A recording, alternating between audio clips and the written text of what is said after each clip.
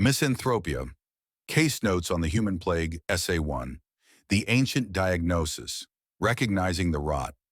Let us dispense with the comforting notion that misanthropy is merely a term, a classification for distaste arrived at through reasoned complaint or petty grievance. It is older, a specter haunting the earliest records of thought, less a concept articulated than a diagnosis whispered, a primordial shudder at the very marrow of the human condition. Before philosophy sought to tame it, before psychology attempted to catalog its variations, misanthropy manifested as a raw, intuitive recognition of something fundamentally wrong, a nascent horror glimpsed in the mirror of the species itself. When Plato inscribed misanthropia into the funereal dialogues of the Phaedo, it was not the sterile birth of a philosophical category, but the faint textual tremor of a dawning, dreadful awareness. The word itself, hatred of people, carried within its ancient Greek roots the seeds of its enduring horror. From its inception, this affliction presented its dual face, the retreat into shadow, a pulling away from the contaminated touch of the species, a yearning for the sterilizing void of solitude, and that colder impulse, a potential for malice born not of passion, but of clear-sighted recognition of the object's inherent flaw, its grotesque lack of worth. More telling still are the notations found scrawled in the margins of ancient medical scrolls. Here misanthropy shed philosophical robes to stand naked as pathology. That it required little explanation, passed over by commentators as a self-evident concept, speaks volumes. A recognized symptom, an outward lesion indicating an inward corruption festering within the human organism. Medical authors, those early catalogers of bodily and psychic decay, readily associated it with the extremes of derangement, the frantic, gibbering energy of mania, or the leaden, suffocating gravity of melancholia. Extremes, yes, but extremes rooted in the very consciousness that defines the species. It pointed towards the fundamental derangement inseparable from existence within this form, hinting at the intrinsic pathology of congregation, the sickness that festers inevitably when these flawed entities cluster, breathing the same stale air of shared delusion. And then there is Timon, forever prefixed the misanthrope. Not a man perhaps, so much as an archetype of terrible lucidity, a necessary phantom conjured by the collective unconscious to embody this unspeakable recognition. His narrative, stripped of later dramatic sentiment, becomes a stark parable of recoil. The fall from the wild pear tree, that potent symbol of untamed, unvarnished existence, far from the cultivated lies of the polis, was no mere accident, but a symbolic plummet into savage truth, away from the fragile scaffold of civilized deceit. His subsequent refusal of aid for the festering wound in his leg was not the petulance of a hermit, nor the irrationality later ages would ascribe to it. It was rather the stark affirmation of a deeper diagnosis. The rot was inherent, the remedies of society mere poultices on a gangrenous soul that permeated the entire species. His death by infection was not tragedy, but culmination, a final, silent treatise on the sanity of solitude, the grim wisdom of embracing inevitable decay over the false promise of communal cures offered by the very source of the disease. That some later sought to cloak his visceral recoil in the ill-fitting garments of cynic philosophy only demonstrates the persistent human need to rationalize the abyss, to categorize the horror rather than confront it. Thus, the earliest reckonings, unburdened by modern sentimentalism or the elaborate taxonomies of later thought, understood misanthropy not as a cultivated stance or a mere personality quirk, but as an involuntary symptom, a correct, if horrifying, response to an appalling stimulus. It was the organism registering its own contamination, the nascent shudder of recognition before the monstrous fact of humanity itself. This was not hatred freely chosen, but a visceral recoil, an ancient mad yearning for solitude, perhaps the only rational posture in the face of the spreading, self-aware plague. It was the first glimpse into the darkness, the initial terrifying diagnosis of the human sickness. Essay 2. The cold calculus of contempt justifying revulsion. Let us move beyond the vulgar displays, the spittle-flecked rage or the sneering disdain that often masquerades as misanthropy. These are mere emotional effluvia, the reactive spasms of a psyche bruised by disappointment or inflated by ego. Such responses, dislike, hatred, even contempt, that petty elevation of the self above the perceived mire, remain tragically tethered to the very human drama they purport to reject. They are insufficient articulations of the deeper horror, lacking the chilling precision demanded by a true apprehension of the human spectacle. For that, we must turn to a colder, more desolate chamber of the intellect, the realm of cognitivist misanthropy. Here in this airless space, sentiment evaporates. What remains is not feeling, but judgment, a stark, unadorned verdict rendered not in the heat of passion, but in the glacial stillness of contemplation. Cognitivist misanthropy posits, with unnerving simplicity, that humanity, assessed by any coherent moral metric, is bad. Not merely flawed, not simply disappointing, but fundamentally, constitutively bad. This is not an opinion spat out in pique, but the inescapable terminus of a calculation, the sum derived from observing the relentless operations of the species. Consider the so-called asymmetry thesis, presented by philosophers as if it were a novel proposition requiring defense. In truth, it is less a thesis than an observable law, a grim constant etched into the fabric of existence like the force of gravity. The assertion that bad deeds possess a greater weight, a more profound and lasting resonance than good ones, even when their immediate effects seem balanced, this is not theory, but the irrefutable arithmetic of suffering. One need only glance at the historical record, that sprawling, blood-soaked ledger. Is it truly a contest between fleeting acts of kindness and the enduring monuments of violence, oppression, slavery, genocide? The scales groan under the accumulated mass of the negative. History, viewed without the rose-tinted spectacles of progressivist delusion, is nothing less than a great catastrophe, a relentless, grinding testament to the species' inherent malignancy, a chronicle confirming its status as a failed biological enterprise. It is here that cognitivist misanthropy diverges sharply from the cheap comforts of contempt. Contempt requires elevation, a perch from which to look down. It is inherently elitist, a self-administered balm for the ego. Cognitivist misanthropy offers no such solace. Its judgment is terrifyingly inclusive. The observer, the one performing this cold calculus, recognizes their own indelible membership in the category being condemned. There is no looking down, only a shared immersion in the mire. The horror is not simply observing the flawed mechanism, but realizing one is a component of it. We are puppets dangling from the same cosmic hooks, manipulated by the same base impulses, and the cognitivist misanthrope is merely the puppet that has momentarily glimpsed the tangled, sordid strings governing itself and its fellows. This is not superiority, it is shared dread, the awful clarity of recognizing the contamination within. Therefore, this philosophical defense of misanthropy is not a justification for bitterness, but an acknowledgement of a terrible clarity. It is the product of an unflinching gaze upon the evidence, a refusal to accept the comforting lies and self-serving narratives that allow the species to perpetuate its destructive trajectory. It is the judgment from within the plague, rendered by a mind stripped bare of illusion, confronting the catastrophe not just of history, but of consciousness itself, trapped within this demonstrably flawed vessel. It is the cold, hard conclusion drawn from the data, the final QED scribbled beneath the long, damning proof of human failure. Essay 3, Symptoms of Awareness, the Psychology of Recoil. Observe the outward manifestations, the so-called psychological dimensions of this condition.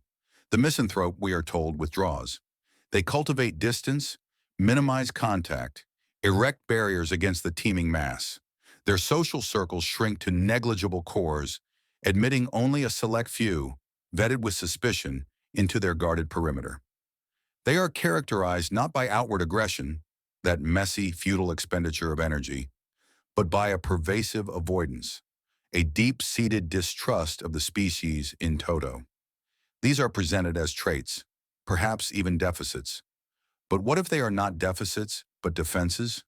Not mere behaviors, but the symptoms of a dreadful awareness, the outward signs of an organism attempting to shield itself from a recognized toxin. Consider the withdrawal. Is it pathology or psychic quarantine? A rational, if desperate, attempt to limit exposure to the corrosive proximity of others, whose very nature, as established by cold calculus, tends towards the negative, the harmful, the morally bankrupt. The distrust is not paranoia's phantasmagoria, but perceptiveness honed to a razor's edge. It is the accurate assessment of inherent risk, the recognition that betrayal, cruelty, and folly are not aberrations, but baseline characteristics of the human animal.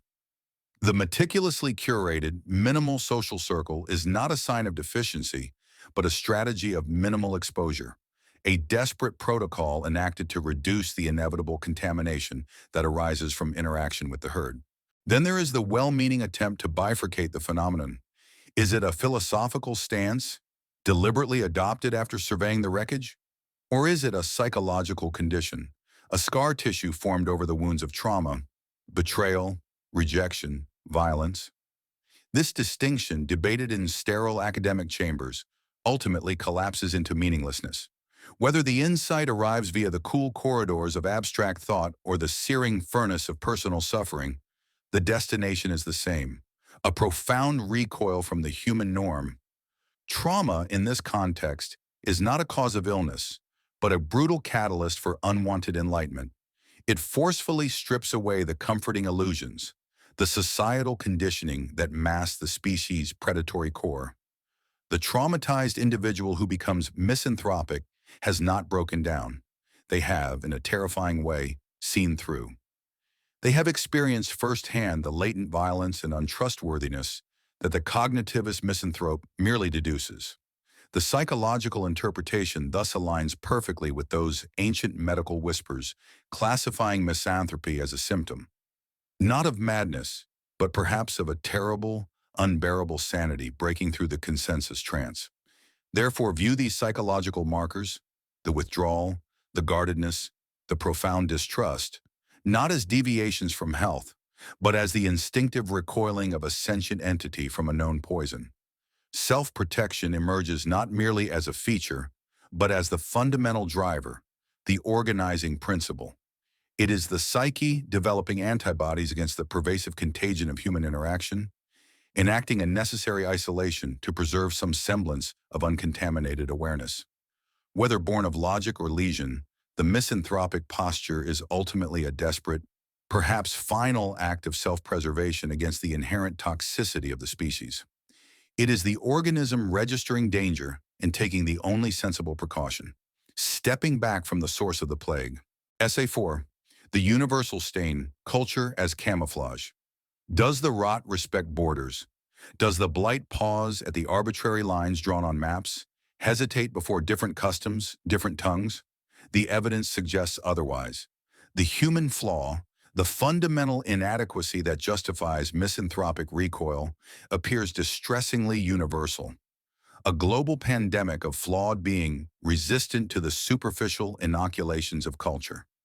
Attempts to find solace in diversity, to imagine pockets of inherent goodness shielded by particular traditions, crumble under scrutiny. The stain, it seems, is indelible, woven into the very fabric of the species, irrespective of its geographical or social garb. Consider the curious finding, unearthed by those who probe the murky depths of the collective psyche: the persistent, cross-cultural belief in a good true self. Even among those who profess a general disdain for humanity, across societies starkly different in their orientation, the fiercely independent, the tightly interwoven, this phantom persists, a core of innate goodness lurking beneath the layers of disappointing behavior. What is this, if not the most pathetic, most ubiquitous self-deception? It is not evidence of hidden virtue, but proof of a shared, desperate need for illusion, a universal coping mechanism against the unbearable suspicion of our own emptiness or malignancy. That even the misanthrope, the one supposedly awakened to the general defect, often clings to this fable for themselves or a chosen few, merely demonstrates the insidious depth of the programming. the tenacity of the lie needed to sustain conscious existence. It proves only the uniformity of the disease, the shared vulnerability to comforting falsehoods. Cultural variations, then, emerge not as meaningful alternatives, but as mere styles of wallpaper pasted over the same crumbling structure. Individualism, collectivism, these are but different arrangements of the furniture within the same condemned house. One culture might foster a more overt expression of misanthropic sentiment, another might suppress it beneath layers of enforced harmony, but the underlying justification, the demonstrable failures and moral poverty of the species, remains constant. Rituals, traditions, social norms, these are cultural cosmetics applied to the same corpse, elaborate systems designed to distract from the stench of decay, to camouflage the void at the heart of the human project. Look closer at the specific anxieties bubbling to the surface in supposedly advanced societies. Rising anomie, pervasive negative worldviews, plummeting confidence in institutions. These are reported as societal maladies, problems to be addressed, trends to be reversed. But from the vantage point of misanthropic clarity, they are something else entirely. They are cracks appearing in the facade, fissures widening in the carefully constructed edifice of social order, allowing glimpses of the rot beneath. This is not a decline from a healthier state, but a revelation of the inherent instability and untrustworthiness built into any system constructed by inherently flawed beings. The growing distrust is not a pathology to be cured, but a slow, dawning recognition of the essential fraudulence of the collective enterprise. These trends do not cause misanthropy. They confirm its grim diagnosis. And when misanthropy arises not from abstract contemplation or personal slights, but from the grinding experience of systemic oppression, from the lived reality of being marginalized, exploited, crushed beneath the weight of collective power, here misanthropy sheds any pretense of mere attitude and becomes the correct identification of systemic malignancy. It is the species' innate predatory nature, its capacity for cruelty and indifference, manifesting not just individually, but institutionally. Humanity preying upon itself, organized and codified. This is not an aberration of culture, but a stark display of its fundamental character, laid bare for those forced to endure it. Ultimately, culture offers no refuge, no antidote. It is merely the elaborate stagecraft upon which the human tragedy unfolds, decorated with different props and costumes across time and space, but always enacting the same essential drama of failure, deceit, and self-inflicted suffering. The universal stain persists beneath the paint. Misanthropy, in its quiet or trauma-induced clarity, simply refuses to ignore it, recognizing the camouflage for what it is, a futile, desperate attempt to hide the horrifying, inescapable truth of our shared condition. Essay 5. Verdict rendered. Misanthropy as cosmic honesty. So the evidence accumulates, shard by shard, testament by testament, from the faint diagnostic whispers in antiquity, recognizing the rot at the species' inception, through the cold intellectual corridors where philosophy performs its grim calculus of human moral failure, into the guarded psychic spaces where withdrawal manifests as rational recoil, and across the flimsy painted screens of culture that fail utterly to conceal the universal stain, all lines converge. All investigations, whether conducted with the scalpel of reason or forced upon the psyche by the bludgeon of experience, arrive at the same desolate terminus. The case against humanity, long simmering, rests. A verdict must be rendered. But let us be clear, this verdict transcends the petty squabbles of social critique, the fashionable angst of existentialism. While misanthropy certainly borrows the unflinching gaze of philosophical pessimism, its focus is narrower, sharper, and ultimately more damning. It is not a lament for the absurdity of existence itself, nor a generalized despair at the indifferent cosmos. No, misanthropy is a specific indictment, leveled squarely at Homo sapiens. It is the horrifying conclusion that this particular species, this supposedly self-aware offshoot of blind evolution, represents not a pinnacle, but an aberration, a cosmic misstep, a brief, feverish sickness upon the face of whatever indifferent reality spawned it. It is the recognition of humanity as a form of malignant uselessness, a consciousness turned cancerous, adept chiefly at perpetuating suffering and despoiling its own fragile niche. The misanthrope, then, is not merely bitter, nor wallowing in negativity. Such simplistic dismissals serve only the comfort of the willfully blind. The true misanthrope, particularly the one arrived at through cognitivist clarity, is cursed with lucidity.